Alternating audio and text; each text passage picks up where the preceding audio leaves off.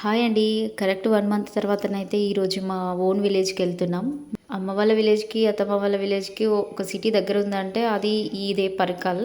పర్కల్ మార్కెట్‌లో ఏ అవసరమైనా చిన్న ఫంక్షన్ అయినా, పెద్ద ఫంక్షన్ అయినా ఇక్కడ నుంచే కూరగాయలు, కిరాణా సామానయితే ఆ చుట్టుపక్కల ఊర్ల వాళ్ళందరూ తీసుకొని వెళ్తారు. అలాగే మేము ఎప్పుడు ఇంటికెళ్ళినా ఇక్కడ కూరగాయలైతే తీసుకొని వెళ్తాం. నేను లేట్ చేశాననేసి మా హస్బెండే తీసుకుంటున్నాడు కూరగాయలు. మామయ్య చనిపోయి ఈ రోజు వరకి 2 మంత్స్ దాటుతుంది. నిన్ననే వచ్చి ఈరోజు ఎర్లీ మార్నింగ్ బియ్యం ఇవ్వాల్సింది. కానీ వీలు కుదరక రాలేకపోయాం.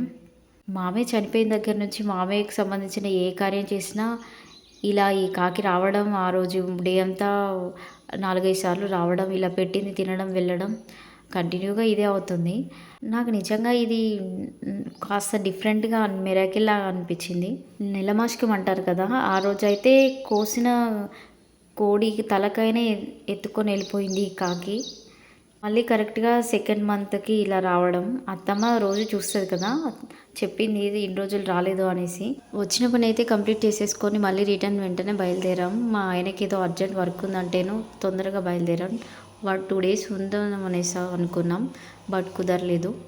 అత్తమ్మని 2 డేస్ తర్వాత సిటీకి తీసుకొస్తాను, నిన్ను హాస్పిటల్‌లో చూపిస్తానన్నాడు.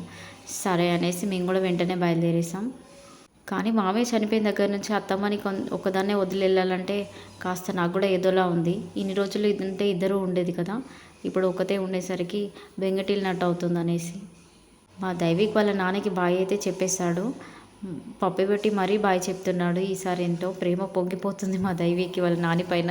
నాకు కూడా బాయ్ చెప్పి వాళ్ళ నాన్న ఆయననే బయలుదేరుతున్నారు. వాళ్ళిద్దరే వెళ్తారంట. నేను కూడా రానవసరం లేదంట. మాది చాలా చిన్న విలేజ్ అవ్వడం వల్ల పీస్ఫుల్గా ఉంటుంది. అలాగే నేచర్ కూడా బాగుంటుంది. చుట్టుపక్కల మొత్తం పంట పొలాలే ఉంటాయి.